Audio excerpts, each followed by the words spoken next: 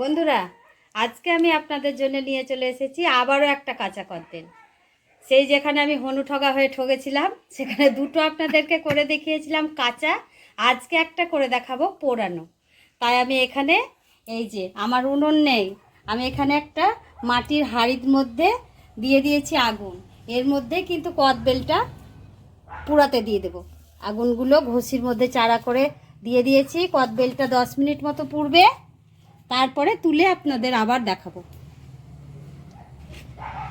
ওপরটা ঘুঁটো চাপা দিয়ে দিচ্ছি। ও এখন আস্তে আস্তে মিনিট 10 মতন পুড়ে যাক।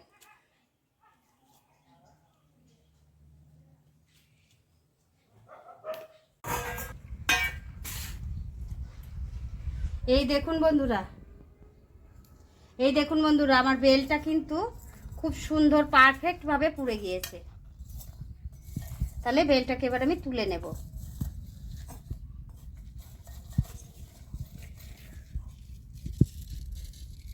খুব ভালোভাবেই পুড়েছে, তুলে নেব। একটু ঠান্ডা হলে মেখে আপনাদের দেখাবো।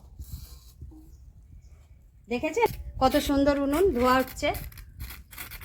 দেখুন বন্ধুরা, কদবেলটা তো পুড়ে গেছে, এবার ঠান্ডাও হয়ে গেছে। এবার এটাকে আমি মাখবো।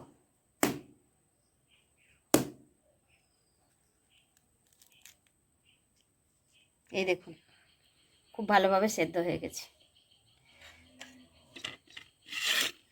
চামচ দিয়ে এটাকে তুলে নেব। দেখুন বন্ধুরা, কদবেলটা পুড়িয়ে নিয়েছি, বেরও করে নিলাম। এবার আমি এর মধ্যে কি কি দিই দিয়ে দেব। বিট লবণ স্বাদ মতো,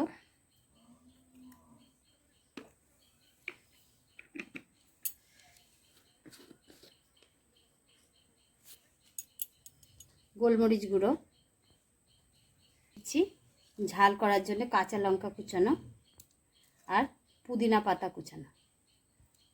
আপনারা চাইলে ধনে পাতা থাকলে ধনে পাতাও দিতে পারেন। আর দেব গুড়।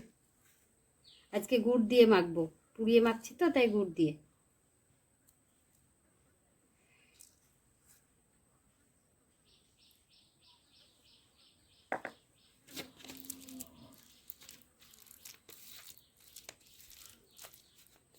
একদম জিভে জল আসা রেসিপি, কদবেল পোড়ানো, কাঁচা কদবেল পুড়িয়ে মাখা, দারুণ টেস্টি।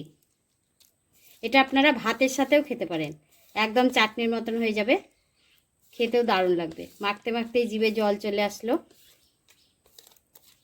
তাহলে খেতে কত না জানি সুন্দর হবে। দেখলেন তো বন্ধুরা, কত সহজভাবে কাঁচা কদবেল পুড়িয়ে মাখানো হলো। দেখতেও কিন্তু সুন্দর লাগছে, যেমন সুন্দর টেস্টও খুব সুন্দর হয়েছে। আমিও খেয়ে দেখলাম, একদম ফাটাফাটি, জমে যাবে।